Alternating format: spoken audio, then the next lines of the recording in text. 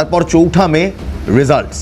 কিন্তু নির্বাচনী প্রচারের আগে শহর জুড়ে নিরাপত্তা সুনিশ্চিত করতে আজ নির্বাচন কমিশনের একটি বৈঠক ছিল। নির্বাচন কমিশনের সেই বৈঠকের ছবিগুলো দেখুন। আজকে ধনধান্য অডিটোরিয়ামে নির্বাচন কমিশনের বৈঠক ছিল এবং সেই বৈঠকে ভোট প্রস্তুতি পরিদর্শনের কথা যেমন উঠে আসে, তেমন বাইক বাহিনীর হুমকির সিসিটিভি ফুটেজ নির্বাচন কমিশন আজ দেখায়। ঠাকুরনগরের সভা থেকে একাধিক আশ্বাস দেওয়া হয়। আর নির্বাচন কমিশন আজ একদম স্পষ্টভাবে বলে দেয় যে ভোট অবাধ শান্তিপূর্ণ হবে। সত্যি কি ভোট অবাধ শান্তিপূর্ণ হবে? দ্বিতীয় দফা, প্রথম দফা আমরা দেখেছিলাম বেশ শান্তিপূর্ণ। হ্যাঁ, বিক্ষিপ্ত কিছু ঘটনা ছিল। দ্বিতীয় দফায় কি সেই বিক্ষিপ্ত ঘটনাগুলোও থাকবে না? It's a good thing that I have 2 people from the ruling parties of state and center who represent a certain community. আমার প্রশ্নটা হলো, মুসলিম ভোট, যে ভোট নিয়ে এত বক্তব্য, সেই ভোটটা এবার কোন দিকে যাবে? মানে আপনারা টানতে পারবেন? মনে রাখবেন, আপনারাই কিন্তু সেই দল যারা বলেছিলেন যারা আমাদের সাথে নেই তাদের বিকাশ নিয়ে আমরা ভাবি না। দেখুন, আপনি যে বললেন মুসলিম ভোট আপনারা কতটা টানতে পারবেন, অলরেডি 152টা সিট হয়ে গেছে ভোট গ্রহণ। সেই ভোট গ্রহণের আপনাদের যদি ওইরকম কোনো সমীক্ষা কিছু থাকে তাহলে দেখবেন ন্যূনতম 5% মুসলিম ভোট আমরা বিজেপি পেয়েছি, ন্যূনতম 5%। 2021 মোট আপনারা 7% পেয়েছিলেন। 152টা আসনের মধ্যে 5% ভোট মুসলিমদের, 100 জন মুসলিমদের মধ্যে 5% মুসলিমদের ভোট আমরা পেয়েছি। এবং এবারে যেটা পেতে যাচ্ছি, এই যে 29 তারিখ যেটা হবে 142টা সিটে, ভারতীয় জনতা পার্টির পক্ষে মুসলিম ভাইরাও এবার ভোট দিতে যাচ্ছে। উত্তর 24 পরগনা, দক্ষিণ 24 পরগনা এবং নদিয়া থেকে শুরু করে হাওড়া হুগলি পর্যন্ত আমরা আশাবাদী বিজেপি সরকার এবার গঠন হবে। মাইনরিটিদের একটা এবার বিশেষ ভূমিকা এবার থাকছে। বাট মাইনরিটিরা আপনাদের কেন ভোট দেবে? স্পেসিফিকলি যে কমেন্টস আমরা শুনে এসেছি এবং এখনো যে কমেন্ট শুনছি, রোহিঙ্গা হটাও, কজন রোহিঙ্গা এখনো পর্যন্ত চিহ্নিত হয়েছে আমি সত্যি জানি না। বাংলাদেশি হটাও, সেটাও কজন চিহ্নিত হয়েছে আমরা জানি না।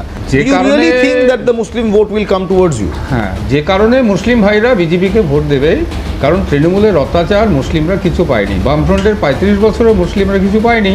স্বাভাবিক কারণে এবার রাষ্ট্রবাদী মুসলিমরা, দেশপ্রেমী মুসলিমরা, তারা এসআইআরের মাধ্যমে যারা পরিষ্কার করে এসছে, তাদের একটা ধারণা ছিল যে তাদের বাইরে করে রাখা হবে, কিন্তু তা তো হয়নি।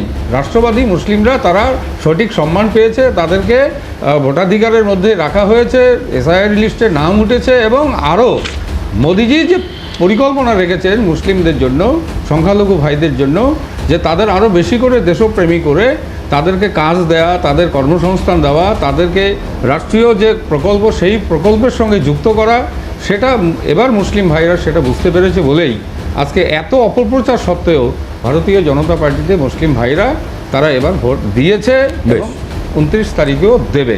বেশ, আমি একটা কথা আমার বারবার আলী সাহেব বললেন যে রাষ্ট্রবাদী মুসলিমরা, দেশপ্রেমী মুসলিমরা। আমি আজিজুল সাহেবের কাছে একটা প্রশ্ন করতে চাই। Let's get him on screen please. Azizul সাহেব, তাহলে কি ভারতীয় জনতা পার্টিকে ভোট দিলেই রাষ্ট্রবাদী মুসলমান কিংবা দেশপ্রেমী মুসলমান, আর আপনাদের ভোট দিলে কিংবা তৃণমূল কংগ্রেসকে ভোট দিলে নচেত নয়? প্রথম কথা হচ্ছে যে মুসলিম কিংবা হিন্দু বা বৌদ্ধ কিংবা খ্রিস্টান, তাদের ওই রাষ্ট্রবাদী বলে কিছু হয় না, জাতীয়তাবাদী। সেই জাতীয়তাবাদের রং হচ্ছে ভারতীয়ত্ব, এটা প্রথম কথা। দ্বিতীয় কথা হচ্ছে আলিদা মুসলিমরা কেন ভারতীয় জনতা পার্টিকে ভোট দেবে তার ব্যাখ্যা উনি দিলেন।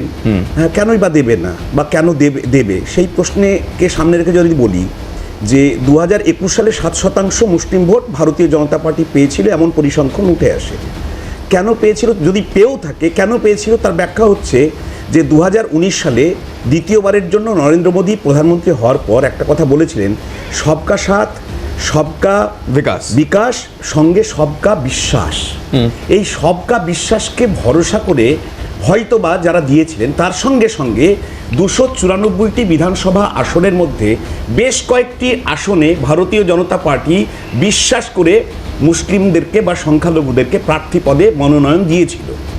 এই দুইটা জায়গায় এসে যদি আমি বলি 2026 বিধানসভা নির্বাচনের যে প্রেক্ষিত, সেই প্রেক্ষিতে একটা পরিষ্কারভাবে একটা যেমন 294 একটিতেও কোনো মুসলিম মুখ বা সংখ্যালঘু মুখ, যদি মুসলিম সংখ্যালঘুদের কথা বলি, আলিদা বা কাশেম ভাই বা আরও যারা নেতৃত্ব দিচ্ছেন, একজনকেও খুঁজে পেলেন না যে কোনো একটা সংখ্যালঘু অধ্যুষিত যে আসন, সেই আসনে প্রার্থী করা যেতে পারে। এক। 2 নম্বর বিষয় হচ্ছে এবারের যে ভোট যে আবহে হচ্ছে সেটা হচ্ছে স্পেশাল ইন্টেনসিভ যে রিভিশন, অর্থাৎ এসআইআর যেটাকে বলা হচ্ছে। যদি এসআইআর এর আবহেই ভোট হয় তাহলে তো আপনাদের বক্তব্য যে এসআইআর এ 60 লক্ষ নাম বাদ গিয়েছে হিন্দুদের।